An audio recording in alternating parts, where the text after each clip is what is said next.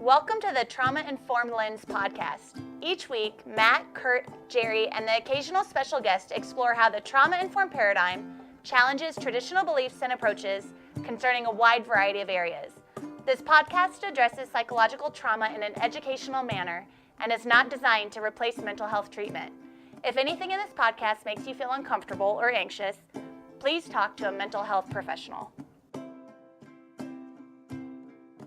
Welcome, everybody, to episode 36 of the Trauma Informed Lens podcast. I'm Matt, and I'm back here with Jerry and Curt today to explore another fascinating topic when we talk about trauma and some of the really fascinating research around the power of social networks and the contagious nature of both emotions and also behaviors as well. So today, our goal is to really cover this from the student, client, family, patient perspective and what this research means for those that we're working with and those that we're trying to help sometimes heal from trauma, sometimes change behaviors, and most of the time probably do a combination of both of those things. So when I saw this research several years ago, it really made me rethink a lot of the approaches I have. And you know, I always loved the systems theory stuff, but it really challenged me to look outside just the individual in that moment and look to the greater community and also the family as well. So really cool stuff we're going to cover the next two episodes. So as always, we start out with our bright, shiny objects of the week, and I'll start out first here. I just have a small one, but this will come out on Tuesday, which is also my wife's last week of school before summer vacation. So, Jerry, I know being married to educators, you probably resonate with this, but if you're married to a teacher, you sort of know you're married to two different people. One is the person for 10 months out of the year who usually goes to bed around 7 o'clock at night. God forbid you can go out and do anything during the weekdays. And Friday nights is a crapshoot as well, because sometimes at the end of the week, she crashes out on the couch before dinner even happens. So, and then 2 months out of the year, I get this thing called Summer Sarah. And all of a sudden we can like go out past 8 o'clock on weekdays.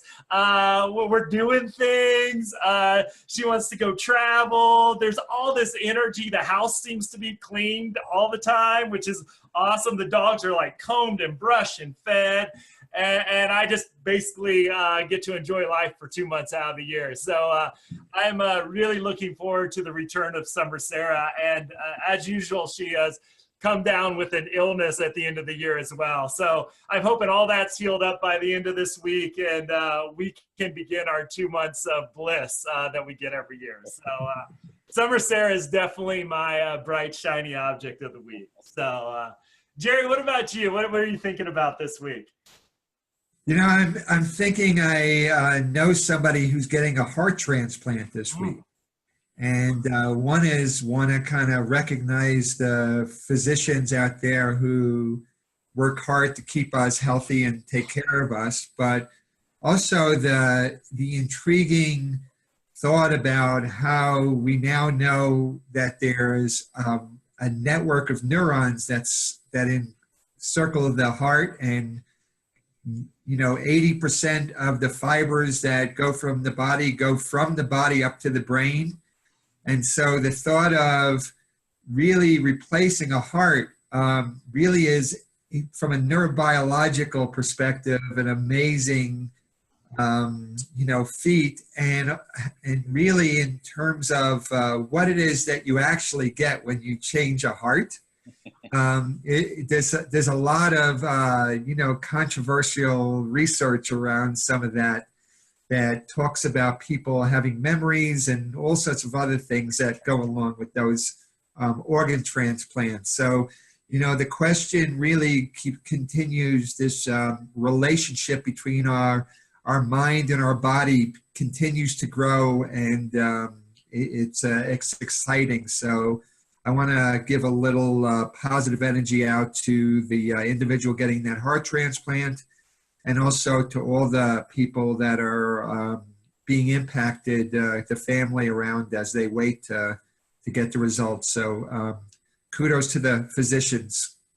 Absolutely. And the amazing times we live in too, that we can do some of this stuff, which is just amazing. So all of our energies and thoughts with him for sure. Curt, what about you? What are you thinking about this week? I have two bright, shiny objects. Oh, good for you. Oh, Hey, this is a good week. You usually can't find one. That's a good one.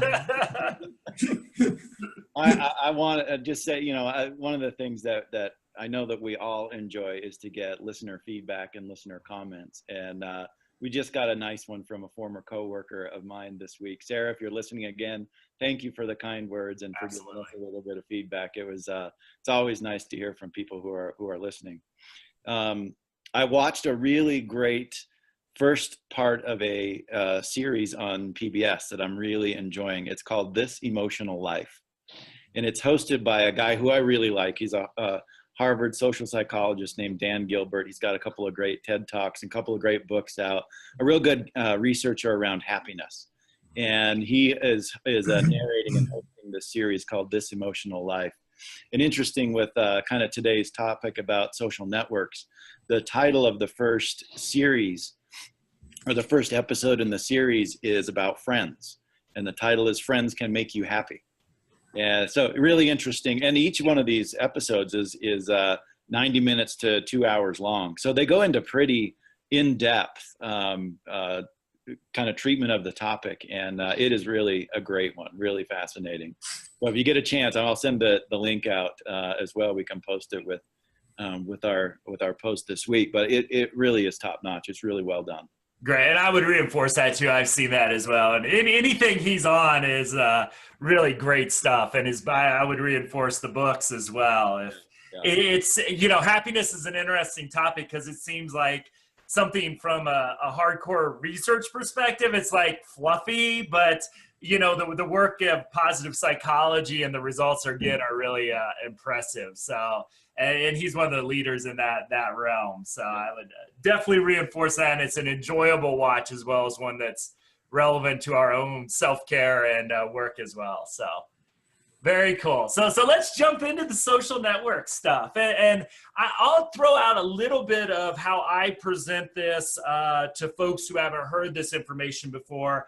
And I just want to throw it out there is that as we talk about any model, the model that I present is an oversimplification of the research in order to make it practical as a foundation for conversations.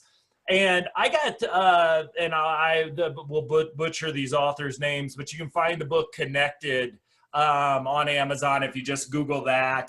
Two Harvard researchers again.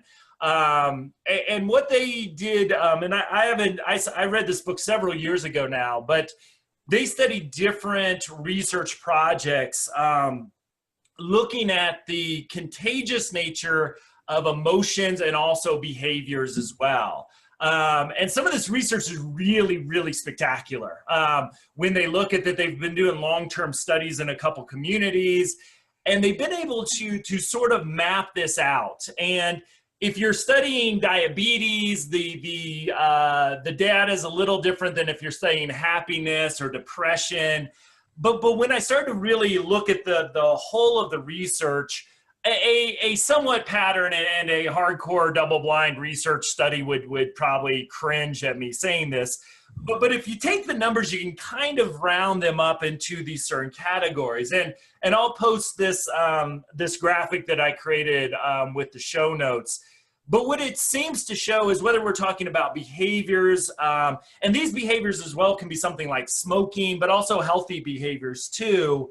It seems like the people, and again, if you put all the research together, it seems like around people in our immediate social network influence us by about 15%. In a way that I really oversimplify this, but I think it's a powerful way to think about it is, if you have 10 people in your immediate social network, so you're contacting with them basically on a week or a bi-weekly basis, but they're your good friends, and if you're hanging out with your family a lot, those would be people in your immediate social network.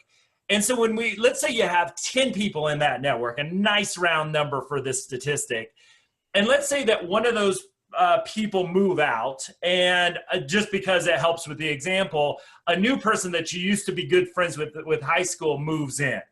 And at the time before the person moves out, nobody in your social network was a smoker.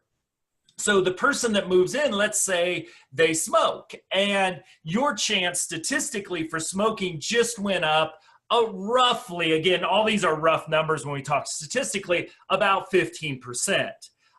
So when we look at like the behavioral piece of this is now you're hanging out with somebody that might have cigarettes available. Maybe you smoked at one time and you smell it and it's good for you, but also positive behaviors as well, such as, let's say this person takes long bike rides on the weekends, like one of those people, we all live in Colorado, so we know them, that have the skin tight, spandexy bike suits. My joke is if you're going to live in Boulder, Colorado, you have to own at least 3 of those. But they take long bike rides on the weekend. Your chance of picking up that behavior also increased, again, by around 15%. Now, the real cool thing about the social network research is that when you extend this out, we see that our friends' friends, so the people that are influencing our immediate social network, actually impact us by around 10%. Again, so a real big influence by people we may not even know. And they've now charted this out of our friends' friends' friends, because they influence our friends' friends, influence our friends. They influence us by about 7%. And so again, these numbers are rough numbers to show that the impact. But, you know, I just started to see people and see myself as we're moving through this world, and a lot of times we think, whether I'm working with a client or think about myself, as, hey, we're just in this body, we're us. And the research is showing something very different. As you can think about somebody walking around being influenced by all the people around them, and understanding that those emotions and behaviors are kind of like viruses. And the more we hang around someone, the more likely we are, for better or worse, to catch that virus. So that is a really big simplification of a lot of really complex research, but hopefully that gives our audience at least a basic understanding of what we're going to approach today. And Jerry, let me start out with you. I know this isn't the first time you've heard some of this research. I just kind of want to know how this has informed your thinking from a clinical perspective and about yourself as well. Good question. Thank you. Good question. You know, it makes sense, right? So what we know from our history here on the planet is that our survival depended on us living in social groups. And so our biology, which is incredibly adaptive, developed powerful neural networks to both read social cues, but also to resonate with other people's internal experiences, to kind of looking at that. So that not only are we being influenced by what's happening in our body, right, but we're being influenced by what's happening in our relationships. So when we think about being around someone that is sending us cues, social cues of acceptance, of understanding us, of being safe, of compassion, is that they are contributing to the regulation of our stress response systems. So when we're in a safe relational experience and our stress response system is regulated, we're much more open to social engagement, to exploring, to learning, to growing. And so the opportunities that are out there, if that person rides a bike, we're going to be much more open to be influenced by that. Mm-hmm. However, if we're in an experience where the social cues are of threat or of, in some ways, non-acceptance, of novelty, our biology moves us into a defensive state, and we're going to be much more likely to be, in some ways, our stress response is going to be high, and we're going to be much more vulnerable. So our cardiovascular system is going to be impacted by that, our endocrine system, our immune system, our perceptions. We're going to be much more focused on perceptions of threat. And so the social network around us is going to, in some way, influence either being a protective buffer and helping us feel safe and comfortable, or it's going to be potential threat, because in our history, the people that made us feel safest were the people that were in our clan, but the people that were the greatest threat were other clans. And so we not only have these biologies to be sensitive to positives, but we also are extremely sensitive to threat cues in relationships. Absolutely. And I think that, you know, from that survival perspective, there's been, and I forget the exact number, one of you might have it, is that we really kind of grew up as a species. And I think groups around 120 was like the maximum size of group that seemed to be effective early on in our evolution, that we could kind of know everybody. And then when it extended out there, that's where we needed some cities and bureaucracies and all that thing. But there's been some really amazing historical studies on our group size as well. And this the friends seems to be like that is the largest that we can do without technology and bureaucracy and civilization, quote unquote, to help us manage, which, you know, when we now live in cities of millions of people, it changes that dynamic in which our brain grew up in as well. So really cool stuff. Okay, Curt, I'm fascinated to hear what you have to think, because I know you think a lot about environments and how do we create environments to promote growth and well-being and positive behavior. So I'd love to hear what you think about the social network research just at the beginning of our journey. I was thinking about kind of two things, and they're somewhat related to each other. That Jerry, as you were talking about the importance of being raised or reared in a group where it's very tight knit and there are lots of caregivers around that a child can engage with and really kind of resonate with.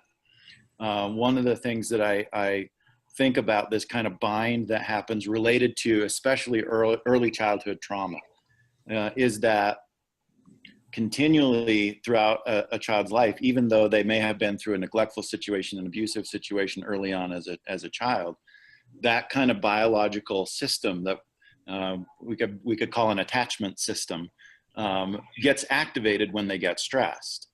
But they're in a bind because their learning history has been that when that gets activated, either their needs are not met or it results in some kind of a violent reaction from caregivers. So they're continually in this loop of getting activated and then they're stuck. So I think about that as a bind a lot, and that is a big challenge to, Matt, as you were alluding to designing good environments. Mm-hmm. You have really, we can say two kind of types of really attachment systems in there. Maybe we could even, and there are probably more than that, right? You could divide those out in a lot of different ways when you look at all the different attachment styles. But if you look at kind of a typical versus non-typical attachment style, we divide it up in those categories, you would have one group of people who had been reared in a situation where when they got stressed and their kind of caregiver attachment system gets activated, had a relational history of having an attuned caregiver that when they did need somebody, their needs got met, and another that had completely the opposite experience. And you're having those two groups of people try and interact with one another. It's almost like they don't speak the same language. Mm-hmm. And so there gets to be a lot of kind of problematic things that happen in that environment. And we talk about problems with boundaries, and, you know, that's kind of where we get into those kind of discussions. And when I think about this a lot, I think a lot about, interesting, Jerry, that you brought up the heart today, because I think about this with this issue of this research that was done at the University of Denver. And I forget the guy's name. He was from Germany, I want to say, and had come to the University of Denver to do his doctorate degree. But he did a study in the Denver metro area and kind of put up flyers around to select people to be in this study, and picked people who had, in the last 6 months, experienced a bout of severe depression that had resulted in a hospitalization. And then we got this group together and compared them to a control group. And he measured the difference between these two groups in respiratory sinus arrhythmia, which was a way of measuring heart rate variability. And what he found is that even when these two disparate groups had lots of social contact, those that had lower heart rate variability couldn't benefit from the social contact, even if they had it. So there's a block in there if our biology isn't prepared for benefiting from social engagement that I think correlates with this idea of your attachment system may get activated. You may get the urge to want to connect with people, but then you're in a bind when you connect with people. As we say I've talked about this with reactive attachment disorder, is a lot of the kids that I've talked to and adolescents that I've talked about, what is it like to have attachment related problems?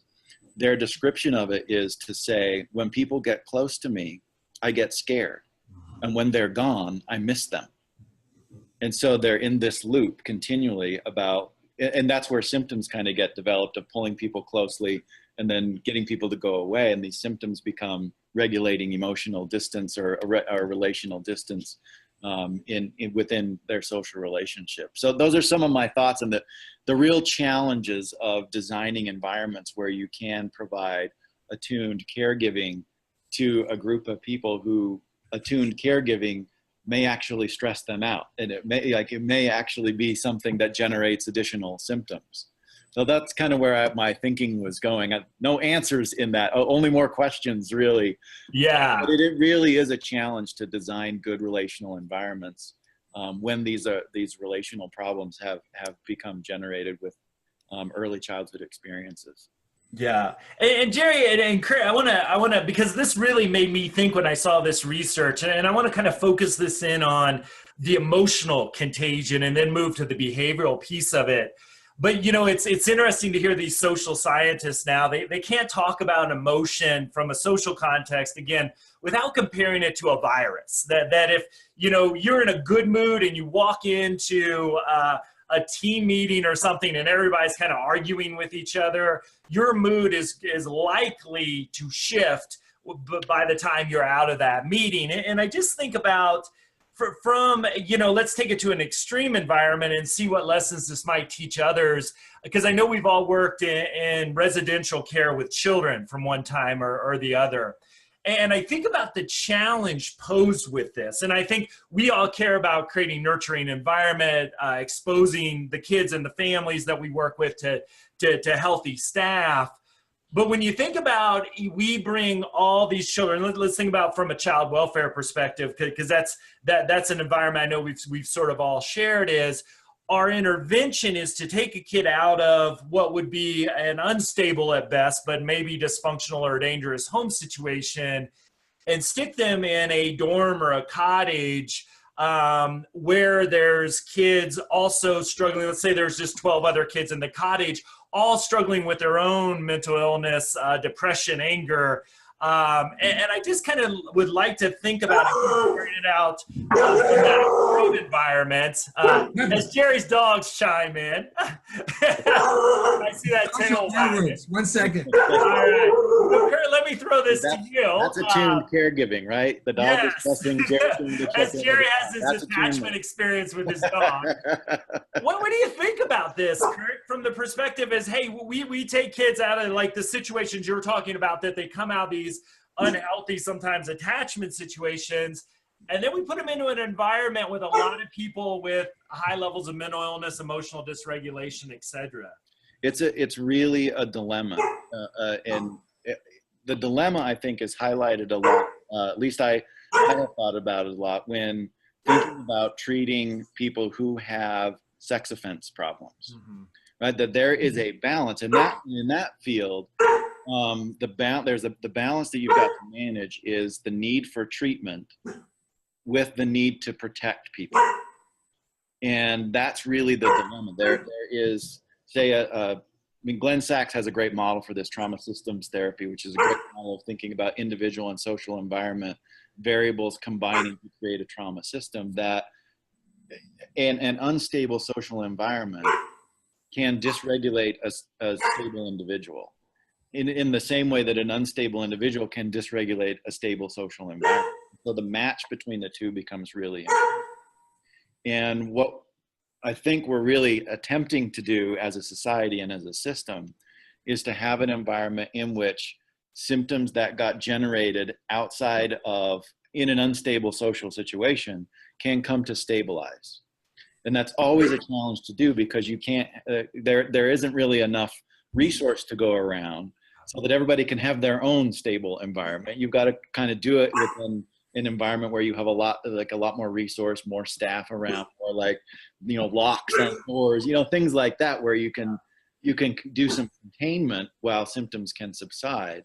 And in essence, it is a challenge because you've got multiple people needing stabilization together, which may collectively create another unstable social environment. So these are the dilemmas that you're just balancing all the time in this work. And I think it would be, it's kind of easy to talk about solutions to those that depend on an unlimited resource. Yeah. Right? That's kind of easy to go, well, we should just do it this way. But you've got to balance the resources needed to do that. And that is really the dilemma of our field. Yeah. And it sort of makes me wonder, and I totally agree with you with the resource thing, because putting people with, like in this point, mental illness, dysregulation, those sort of things, in a building together with a staff ratio that's 1 to 10, 1 to 12, maybe 2 to 12 at best, makes sense financially. But what are we trying to do? Are we trying to save money, or are we trying to get outcomes? And I think that's the interesting challenge that this poses. Not that it can't be done, but I think sometimes just understanding that in the terms of the research, we've got a huge challenge to overcome to just make sure we don't do any additional harm. And I think that at least puts some of this challenge in perspective. And Jerry, I want to throw it to you, as I know collectively we've spent hours in the same environment thinking about some of this stuff. And just sort of what's your perspective of, whether we're housing people in prisons or residential treatments or, homeless shelters, our initial or our current approach of putting a lot of people in social networks with people that share a lot of their same emotional and mental health issues that they're trying to struggle to overcome. Well, I think Curt labeled it a dilemma. So let's stay with the dilemma, right? And when you have a dilemma, you have to hold both sides of the dilemma as opposed to getting on one side or the other. And that I think that the difficulty that you have in these models is that you're asking individuals, when we're born into a family, our first experience isn't being socialized. Our first experience really is connecting. Mm-hmm. And there's powerful biochemical changes that go on both in the child and in the adult in that relationship that allows the adult to feel some sense of reward about being with the child, and the child having reward being with the adult. So that you're spending several months, almost a year, just having this positive interaction, and then you get into this time of life and where you have to then start socializing. When you bring children into these environments, you're starting socialization right away without that kind of connectedness, which creates a level of challenge to begin with, right? And so in some ways, the adults have to stay socially engaged, even though that they're dealing with really dysregulated kids who are struggling with this bind that Curt talked about wanting to be close and having an attachment connection, but then being scared of it and allowing that process to go.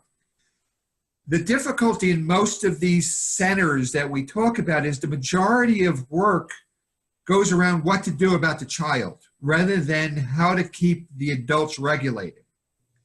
And I think the structures themselves really have to allow that the adults have to be very, very conscious not to be sending threat cues, even though their neurobiology is picking up threat cues. Yeah. Right?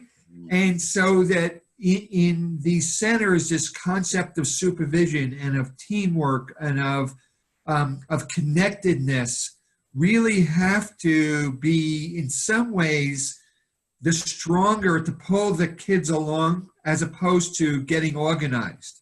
And I think that when you look at so often in these centers, the pull is to be about, I'm going to become self-protective, so I'm going to be much more concerned with compliance as opposed to connectedness.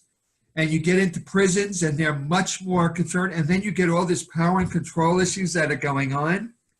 And so our neurobiology is in some ways designed to, when we're feeling threatened, we're going to go into a self-protective mode. And these adults in these centers are really in a very self-protective mode as opposed to being connecting, attuning, responding, so that giving them clinical models to understand what's going on, so they have a cognitive kind of frameworks, then providing them the level of support and connectedness with other more regulated nervous systems allows them to do it, so that you have to find a way to deal with the dilemma that you're facing.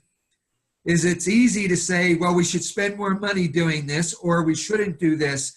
Because the reality is, this is what we have to work is, what's the best model to be able to accomplish what we're trying to accomplish? And my thought is to create a healthy relational support for the adults, who then can provide that kind of pattern repetitive connectedness with the kids, mm-hmm. and to amplify, not only soothe them when they're struggling, but to amplify positive experiences for them.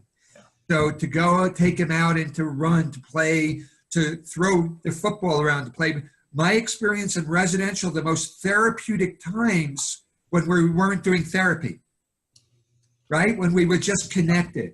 And so when we had enough of those repetitions, that created the kind of relational connectedness that allowed us to deal with some of the more painful things, to kind of look at that piece. Yeah. So we tend to think we're going to put these kids or these adults in and just do therapy to them, when we haven't had the opportunity to create that kind of rewarding connectedness that we had. So I think that if you think about the brain development, we have to spend a lot of time creating that regulatory relationship that allows them to benefit, not just wrap people around, but allows their nervous system to benefit from the resources that are available to them.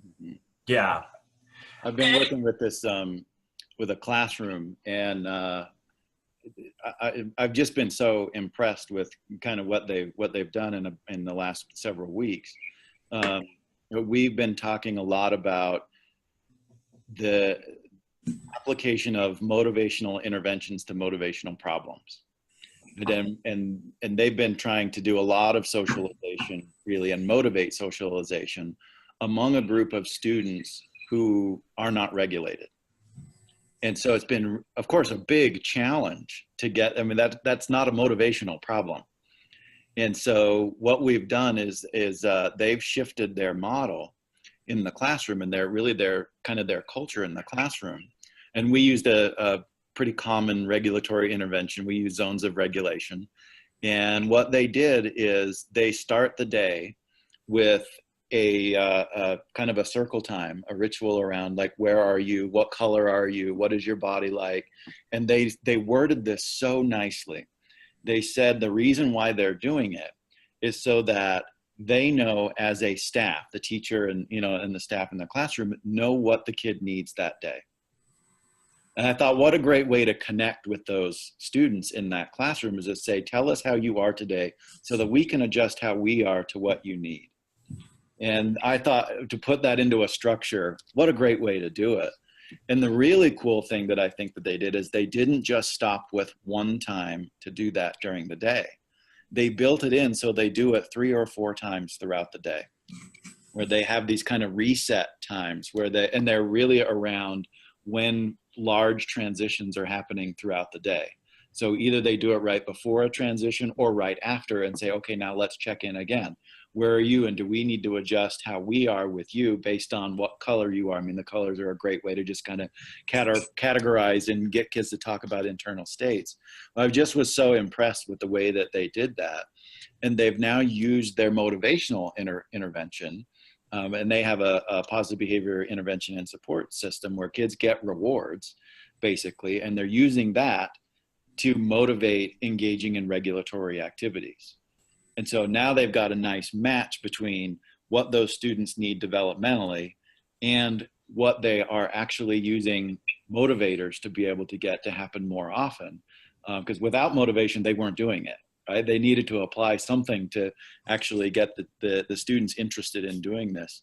And they've really got kind of a double up on the reward. There's a reward that can be certainly a change in physiological state is something that affects the reward system in our brain, as does external motivators and praise from a teacher, visual representation of progress. So they're really doubling up on all the interventions that they're doing around this regulatory activity and these regulatory rituals. Really impressed with the way that they have done that. And they're you can see the difference in them. When I first started talking to them, I would ask them every time we would do a little check-in. We're like, how was it? How was your week? How are you guys doing?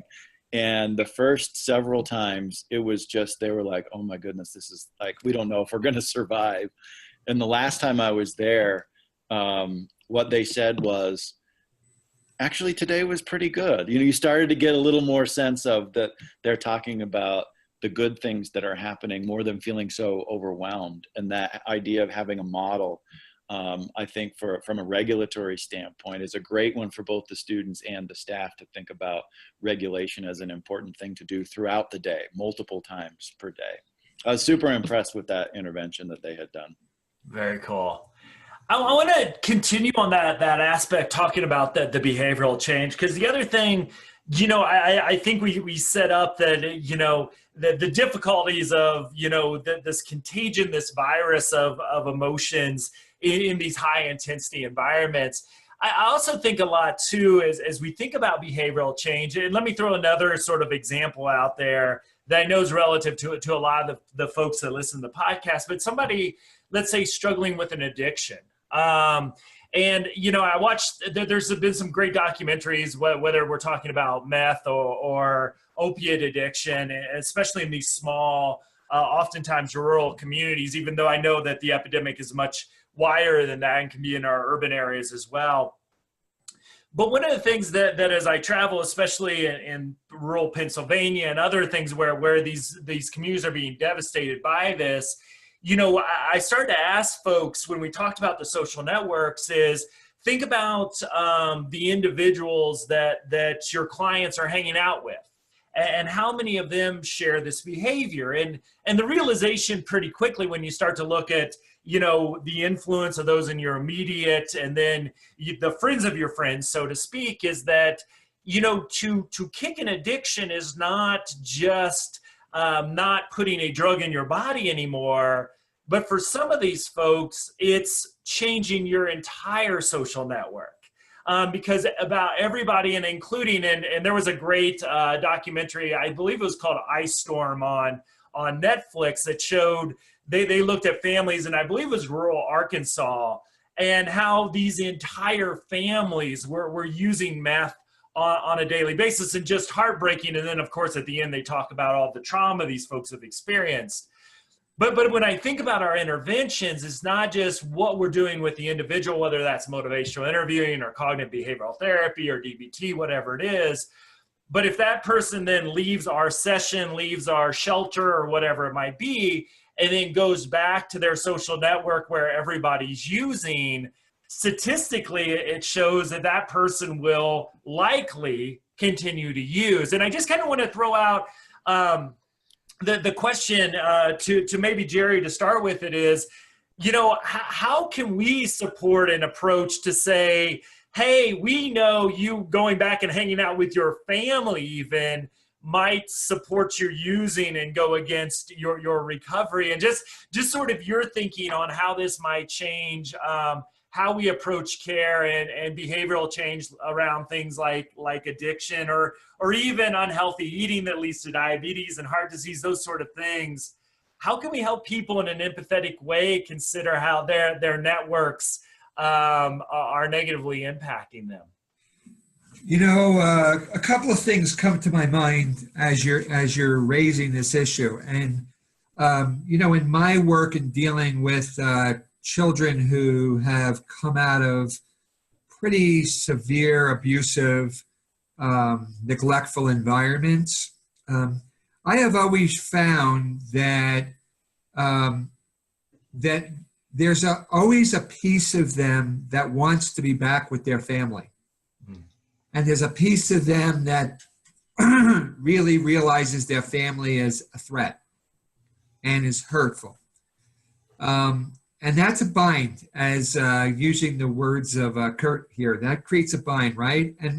And if we kind of think through maybe a lens of like motivational interviewing or other types of interventions, is when we align with one side of that ambivalence, we kind of push the people back to the other side of the ambivalence, right? And so what I have always found when I'm dealing with children and youth is I align part of myself with, tell me a little bit about what you liked about being with your family. Tell me about what was really good about your mom and your dad, as opposed to aligning with the part of them that wants to get away. And in that process, they're creating a connection. They don't have to defend against that. They create a connection with me. Mm-hmm. And as I allow myself to kind of understand them, to be accepting of them, to be able to compassionately connect with them, they then are much better at being able eventually to be able to see the other side of their ambivalence. Mm-hmm. And I think that treatment, that's what treatment's about, is not really us kind of telling somebody it's bad for you to be with these people, or it's for us to really connect with their experience, for them to feel heard, to seen and understood. And when they do that, they begin to open up to a new relationship, which allows them to make better, right? And so there's also some biological, is that when we're doing drugs, the relationships, the reward we get from relationships gets diminished, right? Because it's competing with those drugs, and you can get quicker, much more immediate rewards from these drugs. And so I have to spend time helping them to see that this relationship they're having with me is rewarding. Mm-hmm. And so eventually they can make some decisions. And I think that dilemma we get to is how to keep the individual safe while we're going through this process. Yeah. And I think that's where we struggle sometimes, especially with children, is how do we keep them safe and yet value and respect what's going on with inside of them, to kind of look at that piece.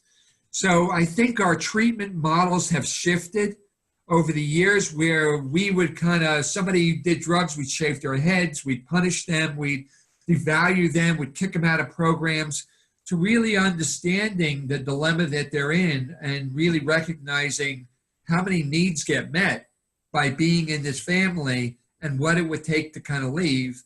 And in that process, creating that kind of connectedness to kind of look at that piece.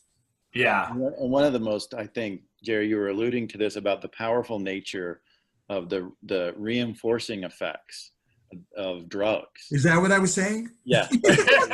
In my words, in my head. But I was translating everything.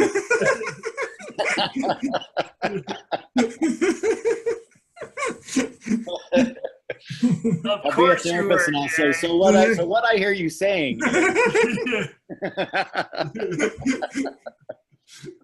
that it's such a powerful interaction with our brain that every cue in the environment that is associated with that powerful effect has a really strong conditioning effect. So as we get into these situations, again, even if we haven't been in them for a very, very long time, even the cues have an effect on our body. And so the urges that we have either to connect or disconnect or to use, or I mean, it was explained to me once in a very, very kind of simple way by a great researcher and professor at Auburn who said he went to Auburn as an undergraduate and came back as a professor many, many years later. And when he was an undergraduate student, he smoked and then quit during graduate school and was gone for 15 years.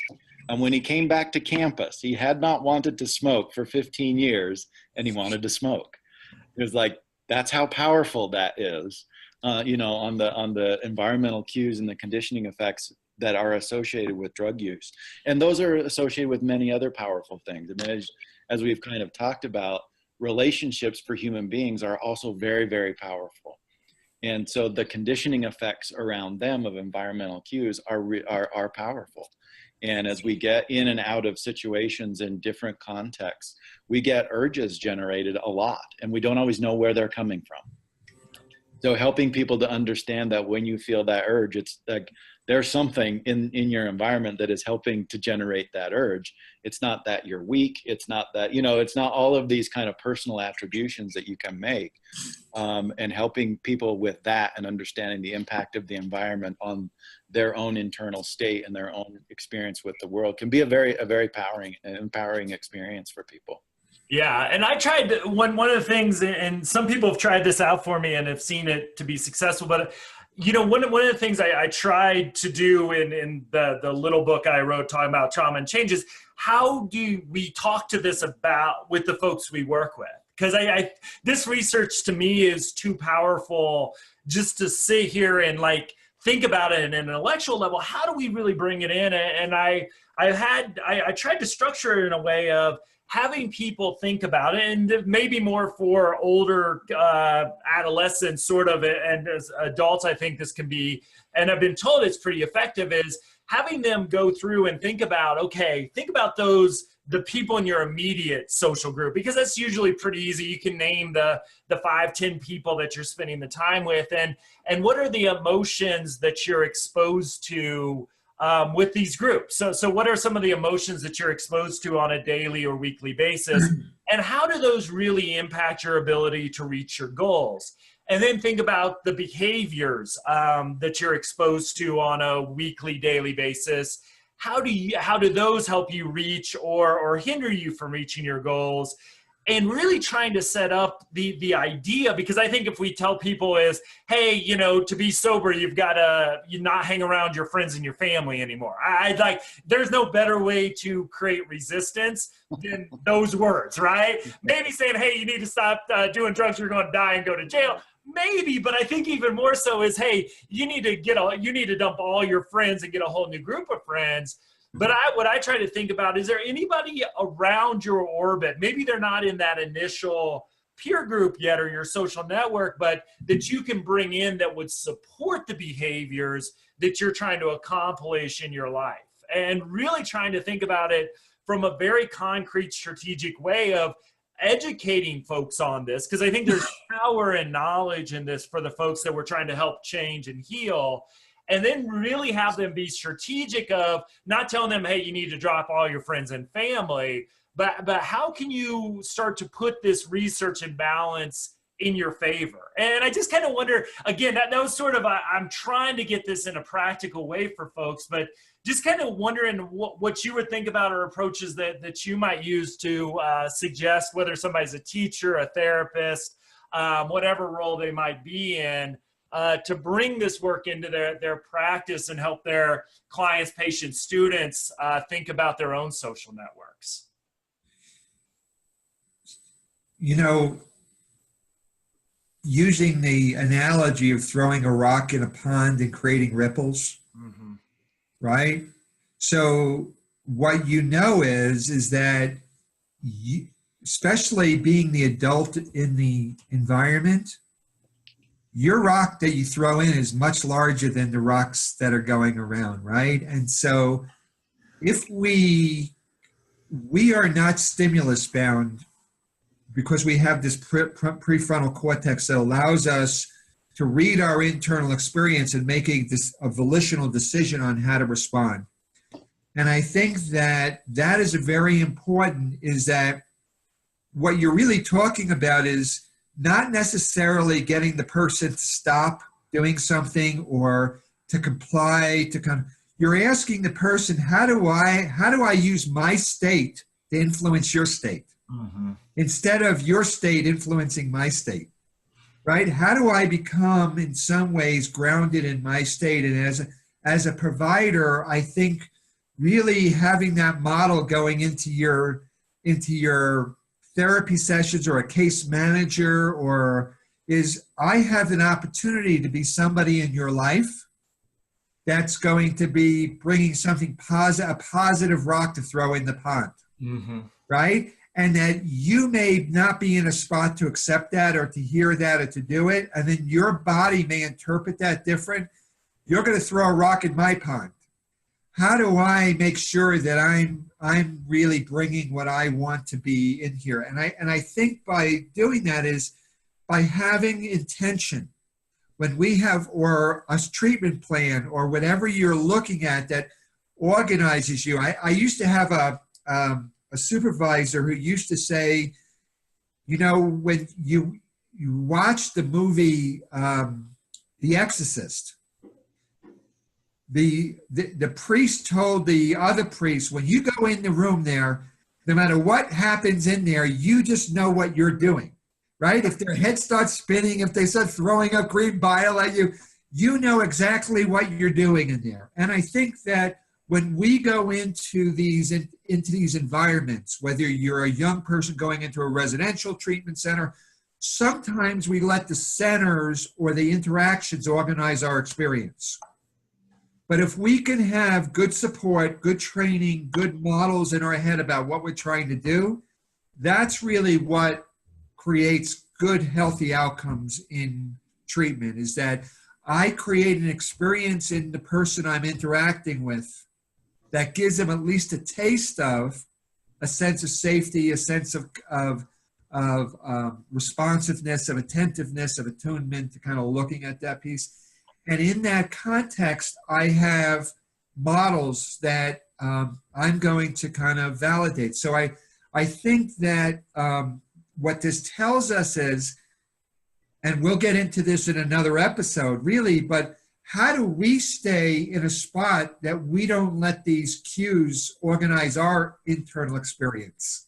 That we go in there really to provide our clients with what really they need to heal, grow, recover, and in some ways to re-engage in social relationships in a positive way.